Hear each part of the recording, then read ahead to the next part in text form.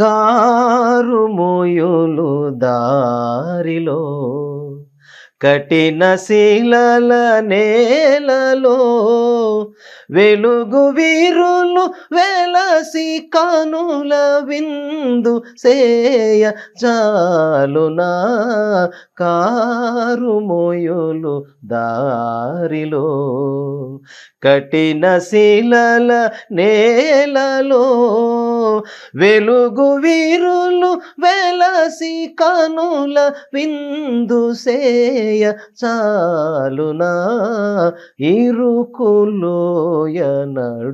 భూనివాస జీవితము బహు స్వల్ప కాలము భూనివాస జీవితము బహు స్వల్ప కాలము భక్తితో ప్రభుని వేడిన పరలోక రాజ్యము భక్తితో ప్రభుని వేడిన ఆ ఆ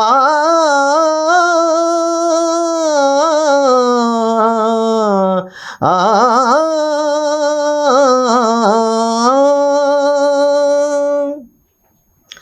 భక్తితో ప్రభుని వేడిన పరలోక రాజ్యము ఇది వాస్తవం క్రీస్తు ప్రభుని వాగ్దానం ఇది సత్యము కలుగు నిత్య జీవము ఇది వాస్తవం క్రీస్తు ప్రభుని వాగ్దానం ఇది సత్యము కలుగు నిత్య జీవము భూనివాస జీవితము బహు స్వల్ప కాలము భూనివాస జీవితము బహు స్వల్ప కాలము నా శరీరం అంటావు నా అవయవములంటావు నా అనే నేను ఎవరో తెలియక బ్రతుకుచున్నావు నా శరీరం అంటావు నా అవయవములంటావు నా అనే నేను ఎవరో తెలియక బ్రతుకుచున్నావు నేనంటే శరీరమేనని బ్రతుకుచున్నవో మనిషి నేనంటే ఆత్మయేనని సత్యమునే ఎరుగుమా నేనంటే శరీరమేనని ఆ ఆ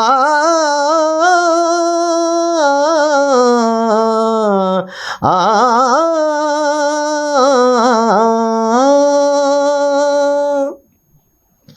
నేనంటే శరీరమేనని బ్రతుకుచున్నవో మనిషి నేనంటే ఆత్మయేనని సత్యమునే ఎరుగుమా ఆత్మయే నిన్ను జీవింపచేయుచున్నది చావునకు లోనవును ఈ మట్టి దేహము ఆత్మయే నిన్ను జీవింపజేయుచున్నది చావునకు లోనవును ఈ మట్టి దేహము భూనివాస జీవితము బహు స్వల్ప కాలము భూనివాస జీవితము బహు స్వల్ప కాలము భక్తితో ప్రభుని వేడిన పరలోక రాజ్యము భక్తితో ప్రభుని వేడిన పరలోక రాజ్యము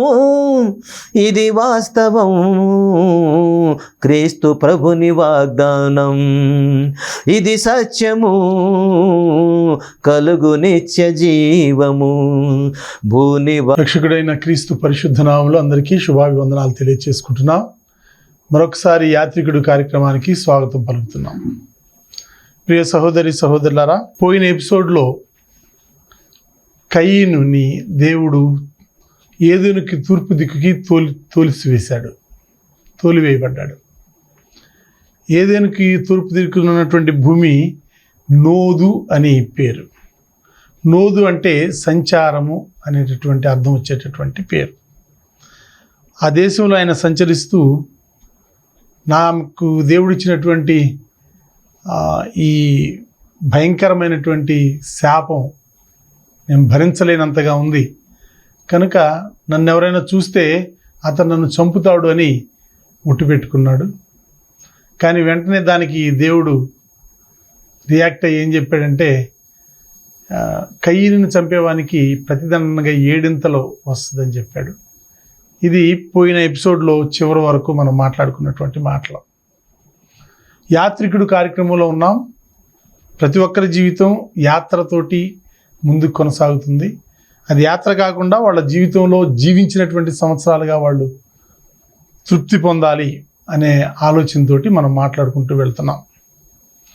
ప్రియ సహోదరి సహోదరులారా, కొన్ని సంవత్సరాల జీవితంలో మీరు కానీ నేను కానీ బ్రతుకు ప్రయాణాన్ని చేస్తున్నప్పుడు చాలాసార్లు జీవితంలో బోర్ కొడుద్ది, చాలాసార్లు జీవితంలో దుఃఖం వస్తుంది, చాలాసార్లు జీవితంలో ఎందుకు దేవుడు నన్ను పుట్టించాడని 100 సార్లు ప్రశ్నించుకుంటాం. కానీ వీటన్నిటినీ మించి ఆ జీవితం అతనే జీవించాలి, ఆ జీవితం ఆమె జీవించాలి, వేరే ఒకరు జీవించరు. విసుగు పుడితే వదిలేసి పారిపోయేది జీవితం కాదు. తర్వాత జీవితం విరక్తి పుట్టిందని చెప్పి ఆత్మహత్య చేసుకోవడానికి కూడా అవకాశం లేదు. సరే, కయీను నోదు దేశంలో సంచరించిన తర్వాత కయీనుకి ఒక భార్యని ఏర్పాటు చేసిన తర్వాత ఆదికాండం 4వ అధ్యాయం 17వ వచనంలో కయీను తన భార్యను కూడినప్పుడు ఆమె గర్భవతి అయి హానోకును కనెను అని ఉంది. కయీను ఎంత దుర్మార్గుడు, ఎలాంటి హంతకుడు, ఎలాంటి భయంకరమైనటువంటి మనసు కలిగిన వాడు. అతని కడుపున దేవునితో నడిచి ఈ భూలోకంలో కనపడకుండా పోయినటువంటి హానోకు పుట్టాడు. పెద్దవాళ్ళైనటువంటి సేవకులకి, పెద్దవాళ్ళైనటువంటి విశ్వాసులకి, వృద్ధాప్యులు ఉన్న వాళ్ళకి ఇవన్నీ కూడా కొట్టిన పిండే.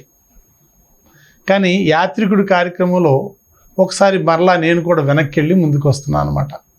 చారిత్రాత్మక ఘట్టాలని, చారిత్రాత్మక మలుపుల్ని, చారిత్రాత్మకమైనటువంటి జీవన విధానాలన్నింటినీ క్రోడీకరించుకుంటూ ఈ జీవితకాలం అంతట్లో, ప్రతి ఒక్కరి జీవితకాలం అంతట్లో వారు ఎలా జీవించారు, ఎలా కష్టపడ్డారు, ఎలా మరలా కొంచెం స్థిమితపడ్డారు, ఎలా ఆత్మీయంగా ఎదిగారు, ఎలా శారీరకంగా కృంగారు, వీటన్నిటి విషయాల్ని మనం మాట్లాడుకుంటూ ముందుకు వెళ్తున్నాం.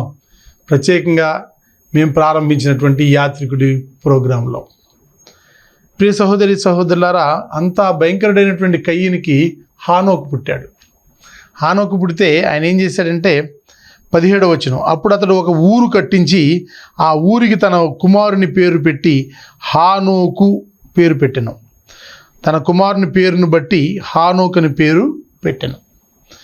18వ వచనం వచ్చేసరికి హానోకుకు ఈరాదు పుట్టెను, ఈరాదుకు మహూయాయేలు కనెను. ఈరాదు మహూయాయేలును కనెనని ఈ మాటలన్నీ వరుసనే వస్తాయి. కానీ ఇక్కడ కొంచెం కన్ఫ్యూజన్గా కనబడింది ఏంటంటే, హానోకు అని పేరు పెట్టారా లేకపోతే ఈరాదు అని పేరు పెట్టారా అనేది కన్ఫ్యూజను. హానోకు అనే పేరు ఉంది, ఈరాదు అనే పేరు ఉంది. మనుషులకు పెట్టినటువంటి పేర్లు కాదండి. ఆయన కట్టించినటువంటి మెసొపొటేమియాలో మొట్టమొదటి నాగరికమైనటువంటి సిటీకి పెట్టినటువంటి పేరు, మనుషుల పేరు పెట్టారు. చరిత్రకారులు ఏం చెప్తున్నారంటే 2 భాగాలు ఉండొచ్చు, లేదు రెండింటిని కలిపి ఒకే పేరు, 2 పేర్లు ఒకే భాగానికి కూడా పెట్టడానికి అవకాశం ఉండుంటుంది అనేటటువంటి భావాన్ని వ్యక్తం చేశారు. కనుక మెసొపొటేమియా నాగరికత అనేది మనందరికీ తెలుసు, చాలా ప్రఖ్యాతి చెందినటువంటి నాగరికత. దానిలో మొట్టమొదటి సిటీని కట్టించింది ఎవరంటే కయీనుకు పుట్టినటువంటి హానోకు. ఇవన్నీ కూడా ఆర్కియాలజిస్టుల తవ్వకాల్లో తేలినటువంటి నిజాలు, ఇవాళకి అవి అప్రూవ్ చేయబడినటువంటి నిజాలు. దానికి ఉన్నటువంటి అర్థం ఏంటంటే నున్కి అనేటటువంటి అర్థం ఉంది. అంటే అతి పెద్దదైన నగరం అనే మాట కూడా, అతి పెద్దదైన నగరం, మైటీ సిటీ అనే మాట. కాలానుగుణంగా అది దేనికి మారిందంటే బబులోను సామ్రాజ్యానికి మారింది. వాస్తవంగా ఈ సిటీ ఎక్కడ కట్టబడిందంటే యూఫ్రటీస్ నది ప్రారంభ భాగంలో కట్టబడింది. అది ఇప్పటి ఇరాక్ అన్నమాట. ఇప్పటి ఇరాక్. మనం తరచూ వింటున్నాం ఇరాన్ గురించి, యుద్ధాల గురించి, కానీ ఇది ఇరాక్ అన్నమాట. ఇరాక్. ఆ తర్వాత అది బాబేలు గోపురం కట్టినటువంటి స్థలంగా కూడా కనబడుతుంది. బబులోను సామ్రాజ్యం, బాబేలు గోపురం అన్నమాట. ప్రియ సహోదరి సహోదరులారా, మెసొపొటేమియా నాగరికతలో ఈ హానోకు కట్టించినటువంటిది మొట్టమొదటి నగరం. ఈరాదు నగరం, హానోకు నగరం. ఇద్దరు కొడుకుల, ఈ కయీను కొడుకు హానోకు పేరు మీద, హానోకు కొడుకు ఈరాదు పేరు మీద కూడా సిటీలు ఉన్నాయి. లేదా ఒకే సిటీకి రెండు పేర్లు మార్చి వాడారనేటువంటి భావన చారిత్రకమైనటువంటి వ్యక్తుల్లో, చరిత్రకారుల్లో మనకి కనపడుతుంది.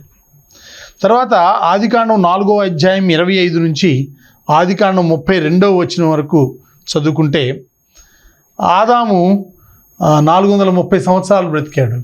అంటే బ్రతికినటువంటి సంవత్సరాలు ఎందుకు చెప్తున్నానంటే, అన్ని సంవత్సరాలు బ్రతుకుతున్నప్పుడు ఎన్ని కష్టాలు అనుభవించి ఉండాలి, ఎన్నిసార్లు దుఃఖపడి ఉండాలి, ఎన్నిసార్లు సంతోషపడి ఉండాలి, ఎన్నిసార్లు దేవునితో నడుస్తూ ఉండాలి, ఎన్నిసార్లు దేవుని దగ్గర పడిపోయి ఉండాలి. 100 సంవత్సరాలు బ్రతకటానికి ఎంత కష్టం అండి. 100 సంవత్సరాలు బ్రతికిన వాళ్ళు చాలామంది నన్ను ఏం ప్రార్థన చేయమని అడుగుతారంటే, అయ్యా నన్ను తీసుకోమని దేవునికి ప్రార్థన చేయండి. చాలా ఆశ్చర్యం వేస్తుంది. అయ్యా నా కొరకు ప్రార్థన చేయండి అంటే, అవునమ్మ చేస్తాం, మీ ఆరోగ్యం కొరకు అని అంటాం. కానీ ఆరోగ్యం కొరకు కదయ్యా, తీసుకోమని ప్రార్థన చేయండి, నేను ఈ బ్రతుకు ఇంకా బ్రతకలేను అనేటటువంటి మాటలు చాలామంది సహోదరుల దగ్గర, పెద్దవాళ్ళ దగ్గర నేను విన్నాను. అలాగే 100 సంవత్సరాలకి అంత విసిగిపోతే 930 సంవత్సరాలు బతికాడు ఆదాము. ఆదికాండం 5వ అధ్యాయం 5వ వచనంలో ఉంది. అలాగే షేతు 912 సంవత్సరాలు బతికాడు. 5వ అధ్యాయం ఆదికాండం 8వ వచనం. మెతుషెల 969 సంవత్సరాలు బ్రతికాడు. ఇవన్నీ కూడా పెద్ద పెద్ద సువార్తికులు కంఠోపాఠంగా చెప్పేటటువంటి. కానీ ఈ బ్రతకటం అనేటటువంటి ఆ సమయం వెనకాల, ఆ సమయం విషయంలో ఎంతటి భారం ఉండుంటుంది, ఎంతటి భయం ఉండుంటుంది, ఎంతటి లేమి ఉండుంటుంది, ఎంతటి గొప్పతనం ఉండుంటుంది, ఎంతటి సంతోషం ఉండుంటుంది. ఇవన్నీ కూడా మనం ఆలోచిస్తే చాలా చాలా మనసు కకావికలం అయిపోద్ది అంటారు. కనుక ఈ ముగ్గురు కూడా, ఆదాము కానీ, షేతు కానీ, మెతుషెలే కానీ ఎక్కువ సంవత్సరాలు బతికారు. అందరిలో 969 మెతుషెల బ్రతికినటువంటి సంవత్సరాలు. ఆదికాండం 5వ అధ్యాయం 27వ వచనం. అక్కడి నుండి నోవాహు యొక్క ప్రయాణం ప్రారంభమైంది. అక్కడి నుంచి నోవాహు యొక్క ప్రయాణం, ఈయన ప్రయాణం అరట్టా నుండి బయలుదేరింది, ప్రారంభమైంది. అరట్టా అనే మాటకి సంబంధించినటువంటి ఇంకా వివరణ నేను ముందిస్తా. ఆ అరట్టా అనేటటువంటి ప్రాంతం ఫ్లడ్లో ఇబ్బంది పడింది. ఆదికాండం 6వ అధ్యాయం 1 నుంచి 7 వచనాల్లో నోవాహు కాలంలో ప్రజలందరూ కూడా చాలా భయంకరంగా చెడిపోయారు, పాడైపోయారు. మరి వ్యక్తిగతంగా వారిని వారు చెరుపుకున్నారు. చంద్రారాధన, సూర్యారాధన, రకరకాలైనటువంటి దేవతలు, దేవుళ్ళ ఆరాధనలు చేశారు. నిజమైనటువంటి దేవుడిని వాళ్ళు విసర్జించారు. నిజమైనటువంటి దేవుడి మీద వాళ్ళు ఆధారపడలేదు, భయపడలేదు. అందువల్ల దేవుడు వాళ్ళని ఇంక మీదట ఉపేక్షించకుండా ఒక గొప్ప ప్రళయంతో మొత్తాన్ని తుడిచి పెట్టేశాడు. వీళ్ళ పాపం అలా పెరిగింది, దేవుని కోపం అలా పెరిగింది. ఎప్పుడు కూడా దేవుణ్ణి ఏమంటామంటే మనం ప్రేమస్వరూపి అని పిలుస్తాం. దేవుడు ప్రేమయ్య ఉన్నాడని దాని అర్థం. ప్రేమయ్య ఉన్నటువంటి ఆయన వీళ్ళని ఎంతకాలం సహించాడంటాడంటారు, ఎంతకాలం వీళ్ళ ఎర్రి మొరి వేషాలను భరించుంటాడంటారు. చంద్రుడిని ఆరాధన, సూర్యుడిని ఆరాధన, నక్షత్రాలను ఆరాధన, లేకపోతే వేరే వేరే జంతువులను ఆరాధన, మహిమాస్వరూపుడైనటువంటి దేవుని యొక్క ప్రతిమని చతుష్పాద జంతువులకు మార్చారు అని అంటారు రోమిలకు రాసిన పత్రికలో. దేవుని యొక్క సజీవుడైనటువంటి దేవుని యొక్క రూపం ఈ రకరకాలైనటువంటి జంతువులకి మార్చేసి వాటిని ఆరాధిస్తా ఉత్సవాలు చేస్తూ ఉంటే సత్యమైనటువంటి దేవుడు ఎందుకు ఉపేక్షిస్తాడు? మొత్తాన్ని ఒకేసారి తుడిచిపెట్టాడు. 120 సంవత్సరాలు నోవాహు ప్రకటించిన తర్వాత జలప్రళయాన్ని అనుమతించాడు. జలప్రళయంలో మొత్తం కొట్టుకుపోయారనమాట. ఆదికాండం 6వ అధ్యాయంలో 8 నుంచి 22 వచనాల్లో ఆ జలప్రళయం సమయంలో ఒకే ఒక వ్యక్తి నీతిమంతుడిగా కనబడ్డాడు. ఆ నీతిమంతుడైనటువంటి వ్యక్తి కుటుంబాన్ని అంతటిని దేవుడు ఓడలో ఉంచి ప్రత్యేకంగా రక్షించాడు. అది నోవాహు, మనందరికీ తెలిసినవాడే. నోవాహు నీతిమంతుడిగా కనబడిననే మాట చాలాసార్లు ఉంటుంది. ఆయన కుటుంబాన్ని అంతటిని కూడా దేవుడు ఓడలో పెట్టి వాడికి సంబంధించినటువంటి ఆహార పదార్థాలన్నింటిని ఇచ్చి, వాటితో పాటుగా ఆయన ఏం చెప్పాడంటే ఆదికాండం 7వ అధ్యాయం 1 నుంచి 10 వచనాల్లో 7 జతల జంతువుల్ని మీరు తీసుకోవాలి అని చెప్పాడు. మరలా వాటిని పునరుద్ధరించడానికి కోసం ఆదికాండం 7వ అధ్యాయం 1 నుంచి 10 వచనాల్లో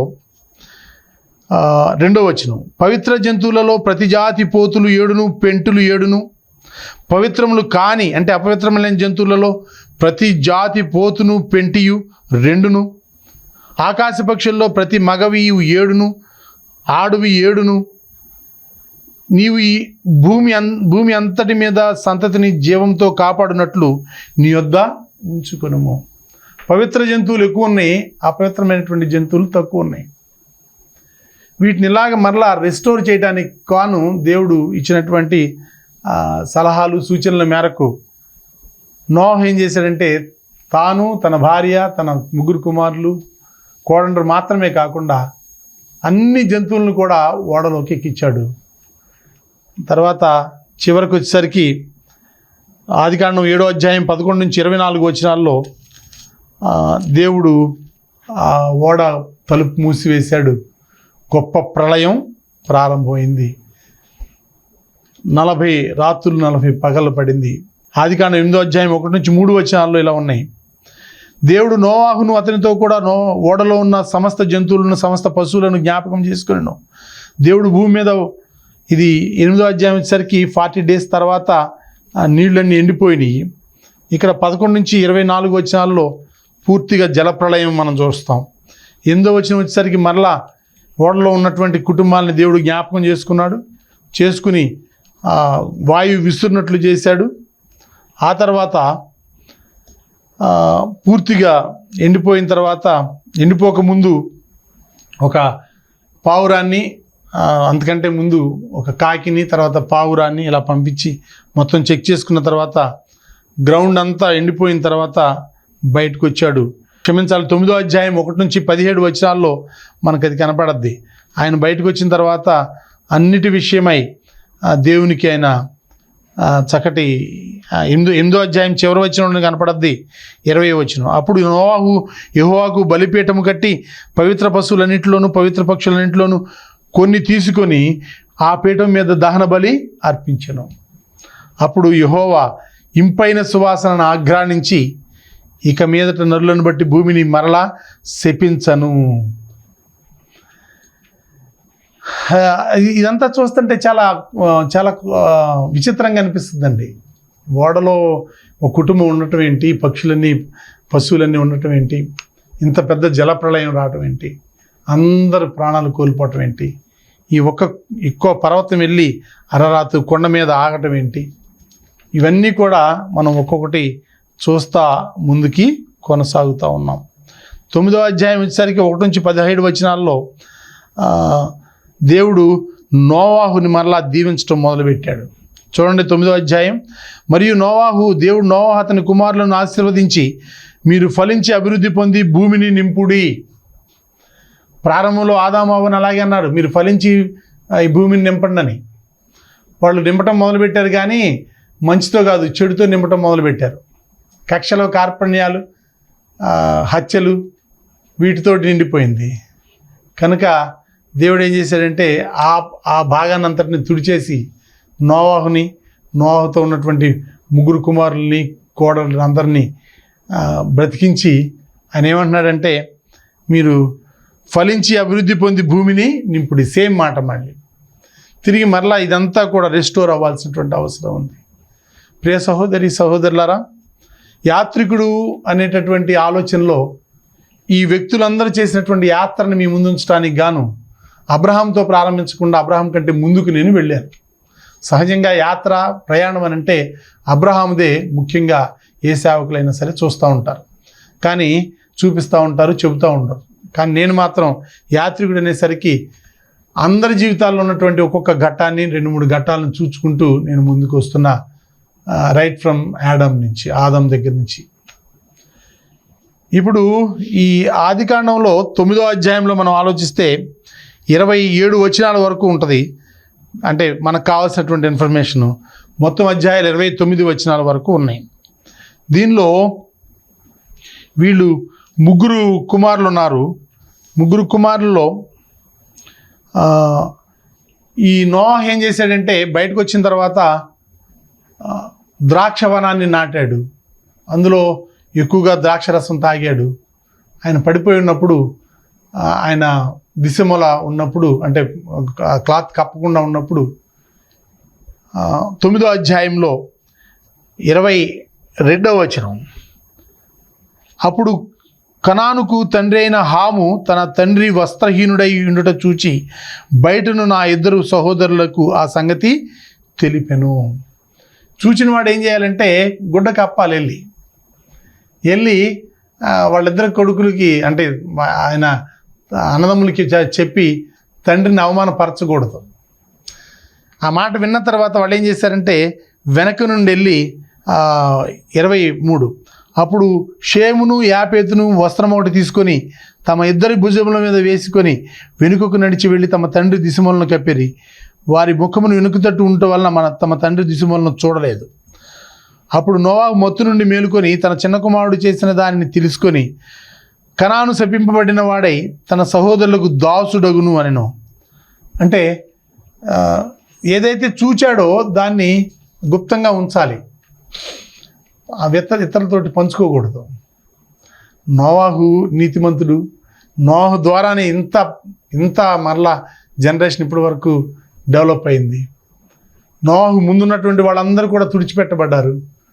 నోవాహు నీతిమంతుడు కనుకే తన కుటుంబాన్ని రక్షించుకున్నాడు. కానీ ఆ తర్వాత ద్రాక్షవనం నాటి ద్రాక్షరసం తాగి ఒళ్ళు తెలియకుండా దిశమూల పడిపోయినప్పుడు మీద ఉన్నటువంటి క్లాత్ పోయి అవమానపడ్డాడు.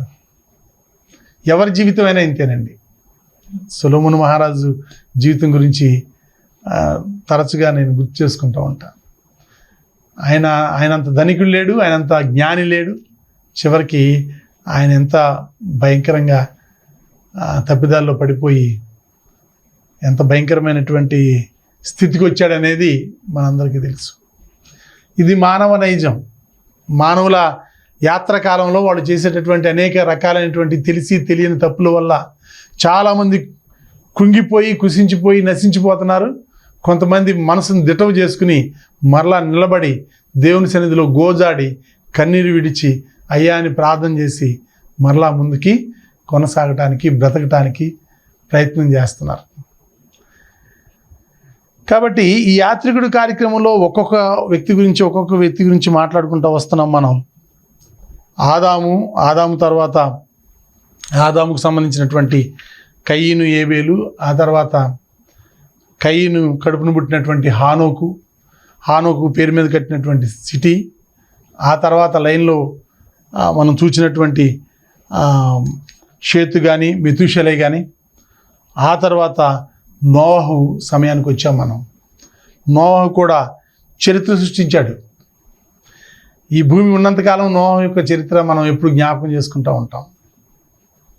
ప్రియ సహోదరులారా, అయినా కూడా నోవహు జీవితం ప్రశ్నార్థకంగా మారిపోయింది. ఆ తర్వాత నీతిమంతుడు అనేటటువంటి పదానికి కొంచెం బలహీనత ఏర్పడింది. ఇవన్నీ కూడా నేను విమర్శనా దృష్టితో మాట్లాడట్లేదు. మీరైనా నేనైనా ఎవరైనా సరే, స్త్రీ అయినా పురుషుడైనా సరే, ఈ భౌతిక శరీరం ఉన్నంత కాలం దేవునికి మనకు దూరంగా ఉన్నామని ఎరిగి భయం కలిగి జీవించాలి. అప్పుడే ఈ భూలోకంలో మన యాత్రని మనం జాగ్రత్తగా కొనసాగించి ముగించగలం. ఎవరైనా చనిపోతే నేను గొప్ప పోరాటం పోరాడాను, నా విశ్వాసాన్ని కాపాడుకున్నాను అని ఆ వచనం తిమోతి రాసినటువంటి పత్రికలు తీసుకొచ్చి వేస్తారు. అలాగే మీరు కానీ నేను కానీ మన విశ్వాసం కాపాడుకుంటూ ఈ పోరాటం పోరాడుతూ మన ముందుంచబడినటువంటి పరుగు పందెంలో ఓపికతోటి పరిగెత్తాలి. ఇది పాదాలతో భూమి మీద పరిగెత్తే ప్రయాణం కాదు, పరుగు కాదు, జీవన ప్రయాణం. కనుక ఈ హెచ్చుతగ్గులు కానీ తెలిసి తెలియని అపరాధాలు కానీ పాపాలు కానీ జరుగుతూ ఉంటాయి. కానీ మరలా తిరిగి లేచి ముందుకి కొనసాగగలగటం అనేది దేవుడు మీకు నాకు ఇవ్వగలిగినటువంటి ఒక గొప్ప శక్తి. ఇది ఎప్పుడంటే దేవుని మీద ఆధారపడగలిగినప్పుడే. మీరు నేను ఆధారపడగలం. బయట మనుషుల మీద ఆధారపడొద్దు, దేవుని మీద ఆధారపడదాం. ఆర్థికలు ఏముందా, ఆరోగ్యం ఏముందా, సమాజంలో మీకంతా సంతోషకరమైనటువంటి వాతావరణం కనిపించట్లేదా, ఎవరు మిమ్మల్ని ప్రేమించట్లేదా, ఏం బాధ లేదు. దేవుని మీద ఆధారపడదాం, దేవుని దగ్గర కన్నీరు విడుద్దాం. తప్పకుండా దేవుడు అన్యాయస్తుడు కాదు. తిరిగి మరలా వచ్చే ఎపిసోడ్స్లో యాత్రికుడి కార్యక్రమంతో కలుసుకుందాం. ఈ మా కార్యక్రమాన్ని వీక్షిస్తున్న మీ అందరికీ మరొకసారి హృదయపూర్వకంగా కృతజ్ఞతలు తెలియజేస్తున్నాను. ప్రార్థన చేసుకుని ఈ కార్యక్రమాన్ని ముగించుకుందాం. ప్రార్థన అయిన తర్వాత ఒక అనౌన్స్మెంట్ చేస్తాను. పరలోకమందున్న మా తండ్రి, పరిశుద్ధుడైన మా దేవ, మరొకసారి మీ పాసన్నిధికి వస్తున్నాం. మా తండ్రి, ఈ కార్యక్రమాన్ని ఈ విధంగా కొనసాగింపు చేస్తున్నందుకు మీకు స్తుతులు చెల్లిస్తున్నాం. యాత్రికుడి కార్యక్రమాన్ని క్రమం తప్పకుండా వీక్షిస్తున్న బిడ్డలతోటి మీరు సూటిగా మాట్లాడుతున్నారని మేము నమ్ముతున్నాం. ఇప్పుడు మేము చేస్తున్నది కూడా యాత్ర అయి మా తండ్రి. కానీ ఈ యాత్ర మా జీవితంలో ఒక మంచి దశను తీసుకురావాలని మేము ప్రయాసపడుతుండగా పరిశుద్ధులుగానే ప్రయాణం చేయడానికి, పరిశుద్ధులుగానే కనుమూయటానికి సహాయం చేయాలని బ్రతిమాలి వేడుకుంటాం. మా యొక్క విన్నపాలు మా క్రీస్తు ప్రభు పరిశుద్ధనామం అడిగి వేడుకొనుచున్నాము తండ్రి, ఆమేన్. అందరికీ వందనాలు. ప్రియ సహోదరి సహోదరులారా, Michael school of theology English medium సంబంధించినటువంటి 1 year డిప్లొమా కోర్సు ఇప్పుడు అడ్మిషన్స్ జరుగుతున్నాయి. నోటిఫికేషన్ పడింది. మీలో ఎవరైనా ఇంగ్లీష్ మీడియంలో చేరి వాక్యాన్ని నేర్చుకోవాలంటే 1 year డిప్లొమా మేము ఆఫర్ చేస్తున్నాం. Truth for today world machine school వాళ్ళ ఎఫిలియేషన్ కూడా దేవుని దేవలను మాకు దక్కింది ఈ అకాడమిక్ ఇయర్ నుంచి, 2026-27 నుంచి. కనుక సీట్లు పరిమితం కనుక బట్టి ప్రిన్సిపల్ గారిని మీరు సంప్రదించి మీ యొక్క సీట్ని ఆసక్తి ఉన్న వాళ్ళు రిజర్వ్ చేసుకోవాలని మనవి చేస్తూ మీ అందరి దగ్గర సెలవు తీసుకుంటున్నాను. అందరికీ వందనాలు. సహోదరి సహోదరులారా, తెన్నేరు మరియు పునాదిపాడు క్రీస్తు సంఘాల ద్వారా జరుగుతున్న సేవా కార్యక్రమాలు. మొదటిది World English Institute India, free English language teaching. రెండవది Michael school of theology, Bible teaching.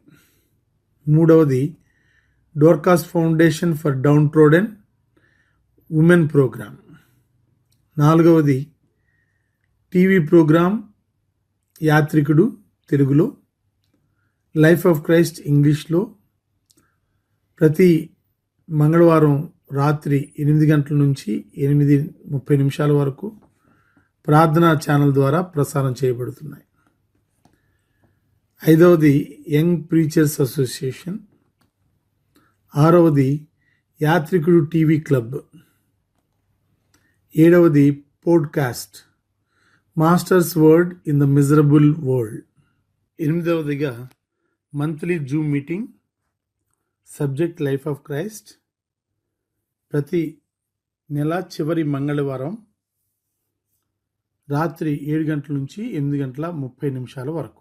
9వదిగా personal evangelism, వ్యక్తిగత సువార్త సేవ. 10వదిగా పబ్లిక్ గాస్పెల్ మీటింగ్స్, సువార్త సదస్సులు. వీటిల్లో దేనిలోనైనా మీరు పాల్గొనాలంటే మేము మనస్ఫూర్తిగా ఆహ్వానిస్తున్నాం. రండి, మాతో కలిసి ఈ కార్యక్రమాల్లో పాల్గొనండి. లేదా మీ దగ్గర ఈ కార్యక్రమాల్లో ఏదైనా జరపబడాలి అంటే దయచేసి మా వాట్సాప్ నెంబర్కి సంప్రదించండి.